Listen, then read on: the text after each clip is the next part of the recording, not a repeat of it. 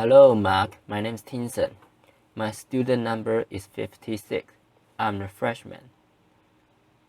Aala, Khani. What it's like to be a parent in a war zone. Worldwide, over 1.5 billion people experience armed conflict. In response, people are forced to flee their country, leaving over 50 million refugees. Children, without doubt, are the most innocent and vulnerable victims, but not just from obvious physical dangers, but from the often unspoken effect that war have on their families. The experiences of war leave children at a real high risk for the development of emotional and behavioral problems. Children, as we can only imagine, will feel worried, threatened, and at risk. But there is a good news. The quality of care that children receive in their families can have a more significant effect on their well-being than from the actual experiences of war that they have been exposed to. So actually, children can be protected by warm, secure parenting during and after conflict. In 2011, I was a first-year PhD student in the University of Manchester School of Psychological Sciences. Like many of you here, I watched the crisis in Syria unfold in front of me on the TV. My family is original from Syria, and every early on, I lost several family members in really horrifying ways. I've stayed and I've gathered with my family and watched the TV. We all seen those scenes, bomb destroying, building, chaos, destruction, and people screaming and running. It was always the people screaming and running that really got me the most, especially those terrified rocking children. I was a mother to young, typically inquisitive children. They were 5 and 6 then, and at an age where they typically ask a lot of questions and expected real, convincing answers. So I began to wonder what it might be like to parent my children in a war zone and a refugee camp. Will my children change? Will my daughter's bright, happy eyes lose their shine? Will my son's really relaxed and carefree nature become fearful and withdrawn? How would I cope? Would I change? As psychologists and parent trainers, we know that arming parents with skill in caring for their children can have a huge effect on their well-being, and we call this parent training. The question I had was, could parent training program be useful for families while they were still in war zone and refugee camps? Could we reach them with advice and training that would help them through these struggles? So I approached by my PhD supervisor, Professor Rachel Crump, with the idea of using my academic skill to make some change in the real world. I wasn't quite sure what exactly wanted to do, so listened carefully and patiently, and then to my joy she said, "If that's what you want to do, and it means so much to you, then let's do it. Let's find ways to see if parent programs can be useful for family in this context." So for the past 5 years, myself and my colleague, Professor Crum and Dr. Kim Cockright, have been working on ways to support families that have experienced war and depression. Now, to know how to help families that have been through conflict support their children, the first step must obviously be to ask them what they're struggling with, right? I mean, it seems obvious, but it's often those that are the most vulnerable Let's try to suppose that we actually don't act. How many times have we just assumed we know exactly the right thing that's going to help someone or something without actually asking first? So I traveled to refugee camps in Syria and in Turkey. I sat with family and I listened. I listened to their parent challenges. I listened to their parents' struggles and I listened to their call for help. And sometimes that was just pause, as all I could do was hold hands with them and just join them in silence, crying and prayer. They told me about their struggles. They told me about the rough, harsh refugee camp conditions that made it hard to focus on anything but practical chores like collecting clean water. They told me how they watched their children withdraw, the sadness, depression, anger, back-radiant, thumb-sucking, fear of loud noises, fear of nightmare, terrifying nightmares. These families had been through what we have been watching on TV. The mother, almost half of them were now widows of worth, or didn't even know if their husband was dead or alive, described how they feel they were coping so badly. They watch their children change and they have no idea how to help them. They didn't know how to answer their children's questions. How I find incredibly astonished, so motivational was that this family was so motivated to support their children. Despite all these challenges they faced, they were trying to help their children. They were making attempts to seeking support from NGO workers, from refugee camp teachers, professional medics, other parents. One mother I met had only been in a camp for 4 days and have already made 2 attempts at seeking support for their 8-year-old daughter, who was having terrifying nightmares. But sadly, these attempts are almost always useless. Refugee camp doctors, when available, are almost always too busy or don't have the knowledge or the time for basic parenting support. Refugee camp teachers and other parents are just like them. Part of a new refugee community was struggling with new needs.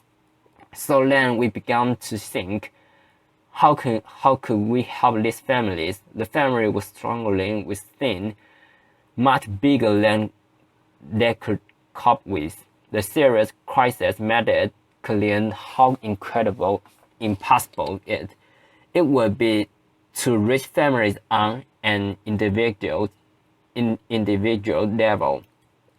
How else can we help them? How will we reach families at a population level and a low cost in these terrifying times? After our speaking to NGO workers, one suggested a fantastic innovative idea of distributing parent information leaflet by bread wrapper. Bread wrapper that were being delivered to families in a conflict zone in Syria by humanitarian workers. So that's what we did. The bread wrapper haven't changed at all in their appearance, except for the addition of 2 pieces of paper.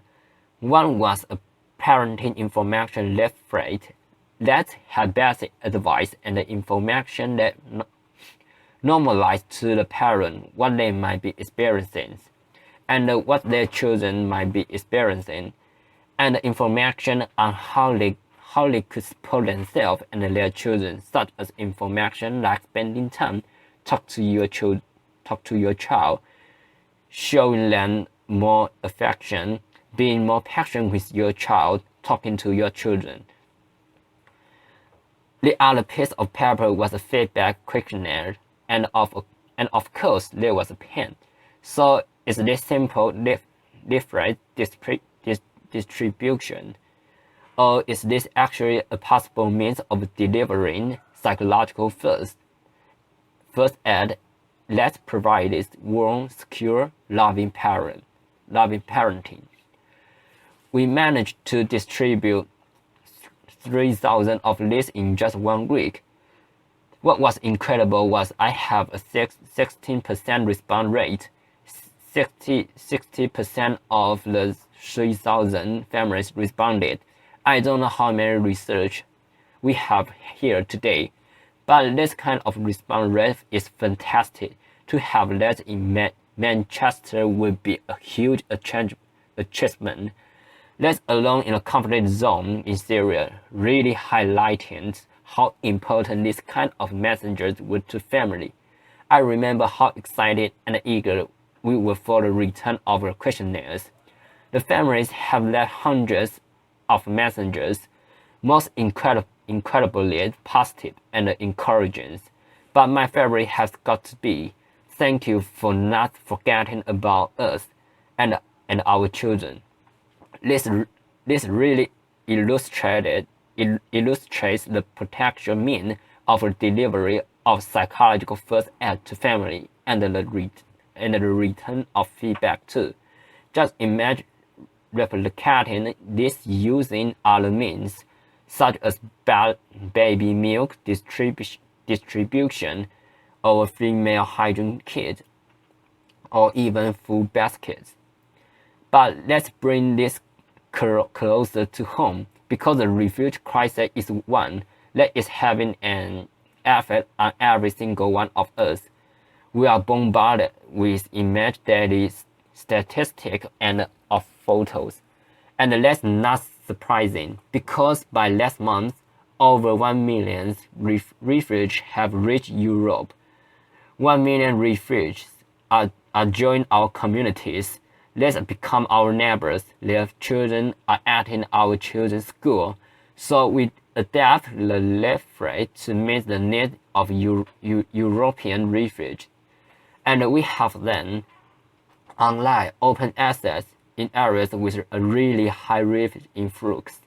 For example, the Swedish healthcare unloaded onto their website, and within the first 45 minutes, it was downloaded 343 times, really highlighting how important it is for volunteer protection and other parents to have open access psychological first aid messengers. In 1313, I was sitting on the cold, hard floor of a refugee camp tent with mothers sitting around me as I was conducting a focus group.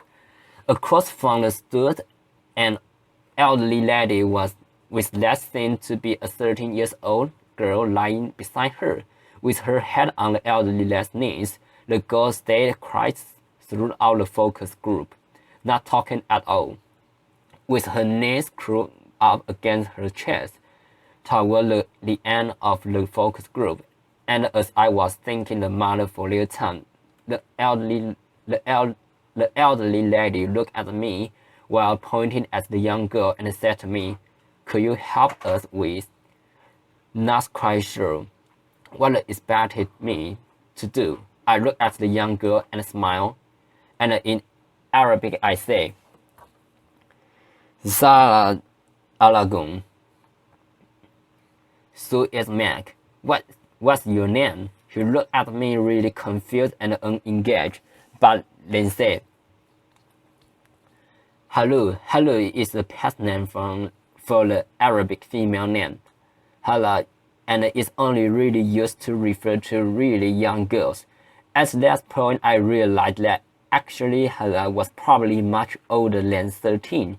It turned out Hala was a 25-year-old mother to 3 young children. Hala has been a confident, bright, bubbly, loving, caring mother to her children. But the world has changed all of that. She has lived through bombs being dropped in her home. She has lived through explosion. When fighter jets was flying around their building, dropping bombs, her children would be screaming, terrified from the noises. Aala would frantically grab pillows and cover their children's ears to block out the noises. Aala was screaming herself, and they reached the refuge camp, and she knew they were finally in some kind of safety. The complete withdrew to acting like her old childhood self. She completely rejected her family, her children, her husband. Aala simply could no longer cope. This is a parenting struggle with a really tough ending, but sadly it's not uncommon. Those who experience armed conflict and displacement will face serious emotional struggles, and that's something we can all relate to. If you have been through a devastating time in your life, if you have lost someone or something you really care about, how will you continue to cope? Could you still able to care for yourself and for your family? Given that the first year of a child's life are crucial for health, physical and emotional development, and that 1.5 billion people are experiencing armed conflict, many of whom are now joining our communities, we cannot afford to turn a blind eye to the needs of those who are experiencing war and displacement. We must prioritize their families' needs, both those who are internally displaced and those who are refugees worldwide. These needs must be prioritized by NGO workers, policymakers, the WHO, the UNHCR, and every single one of us in whatever capacity it is that we function in our society. When we begin to recognize the individual effects of the conflict, when we begin to notice those intricate emotions on their faces, we begin to see them as human too. We begin to see the need of this family, and these are real human needs. When these family needs are prioritized, intervention for the children in humanitarian setting will prioritize and recognize their primary role of the family in supporting children. Family mental health will be shocking loud and clear in global, international agenda, and the children will be less likely to enter social service system in resettlement countries because their families would have had support early on. And we will be more open-minded, more welcoming, more caring, and more trusting to those who are joining our communities. We need to stop wars. We need to build a world where children can dream of dropping gifts and no bombs. Until we stop up conflict raging throughout the world, families will continue to be displaced, leaving children vulnerable. But by improving parenting and caregiver support, it may be possible to weaken the links between war and psychological difficulties in children and their families. Thank you. Applause.